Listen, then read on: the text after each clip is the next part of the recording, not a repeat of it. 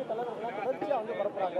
இதை எப்படி பாக்குறீங்க இந்த கருத்துக்கள்? ஏன்னா மாணவர்கள் எப்போது போராட்டம் பண்ணாலும் கடந்த ஆட்சியில் அடிச்சாங்க, இந்த ஆட்சியில் அடிக்கிறாங்க. இதை எப்படி பாக்குறீங்க?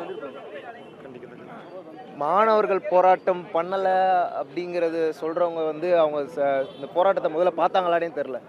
இந்தியாவுக்கே தெரியுது, உலகத்துக்கே தெரியுது, மாணவர்கள் தன்னெழுச்சியா நீட் தேர்வுக்கு எதிராக நீட்டில் முறைகேடு இருக்குங்கிறத தாண்டி நீட்டையே ரத்து செய்யணும்னு லட்சக்கணக்கான இளைஞர்கள் சேர்ந்து போராடிட்டு இருக்கிறாங்க. அதனால போராடுகிறவங்க மாணவர்கள் இல்லை அப்படின்னு சொல்றதெல்லாம் ஏற்க முடியாது.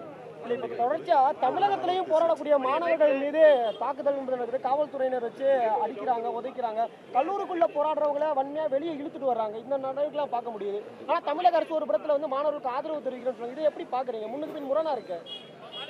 தமிழ்நாடு அரசு போராடுகிற நீட் தேர்வுக்கு எதிராக போராடுகிற மாணவர்களுக்கு ஆதரவு தெரிவித்து அறிக்கை வெளியிட்டிருக்கிறாங்க. என்னுடைய கோரிக்கை, இப்போ நான் போய் எனக்கு தலைமைச் செயலகத்துக்குள்ளே போக வாய்ப்பு கிடைச்சப்பையும் இதே தான் தகவலை சொன்னாங்க. நாங்களும் நீட் தேர்வை எதிர்ப்பு நிலைப்பாட்டில் உறுதியாக இருக்கிறோம்னு சொன்னாங்க. ஆனால் எனக்கு ஒரு கோரிக்கை இருக்குது.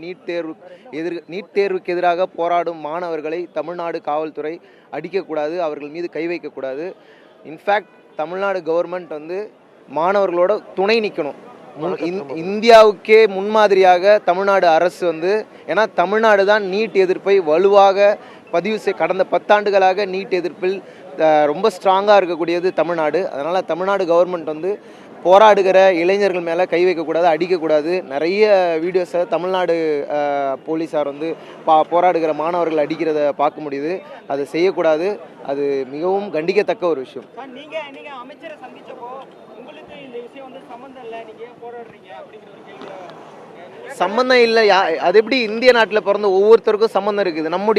நம்முடைய வீட்டில் இருக்கக்கூடிய குழந்தைகளை நீங்கள் இதுக்காக இப்படி போராட வேண்டியதில்லை. இது எங்களுடைய நிலைப்பாடும் இதுதான் சொன்னாங்க. இது எங்களுடைய நிலைப்பாடு.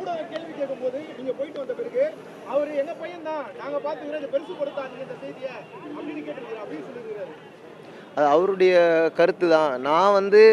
நான் அனிதாவுடைய அண்ணனா தலைமைச் செயலகத்துக்கு முன்னாடி போய் நின்று குரல் கொடுத்தேன். அம்பேத்கருடைய குரலாக நான் போய் அம்பேத்கருடைய பேரனாக தான் நான் போய் நின்னேன். எனக்கு இளைஞர்களையும் மாணவர்களையும் அடிப்பதை சகித்து கொள்ள முடியாமல் அந்த கோவத்தில் தான் நான் போய் அங்கே நின்று தொடர்ந்து பேசுவோம். நன்றி.